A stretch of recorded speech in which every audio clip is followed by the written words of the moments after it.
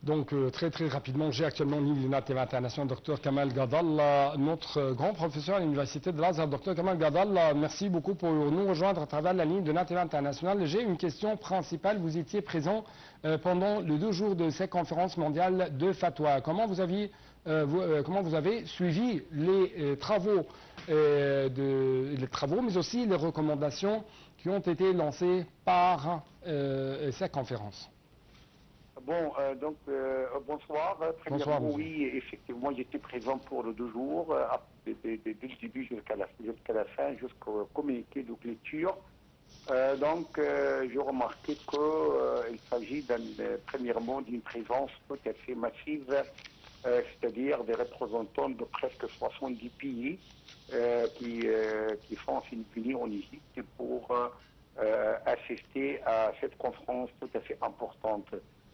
Parce que même le thème de la conférence est très vital, très capital, parce qu'elle regroupe en fait deux éléments essentiels. Premièrement, l'intelligence artificielle qui a commencé à s'infiltrer dans tous les domaines de notre vie, dans la médecine, dans la pharmacie, dans l'agriculture, dans par exemple les sciences et tout. Donc partout il y a de l'intelligence artificielle. La deuxième chose, c'est le mufti bien guidé. Le mufti bien guidé, c'est-à-dire ce mufti qui s'inspire d'une connaissance, dispose d'une connaissance vaste de la charia, mais en même temps, il pourrait s'entretenir d'une façon efficace et fructueuse avec la technologie, la haute technologie,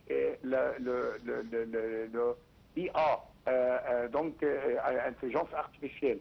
L'intelligence artificielle, il y avait en fait des inquiétudes qui pourraient remplacer le mufti humain, c'est-à-dire s'installer à sa place pour donner du fatwa.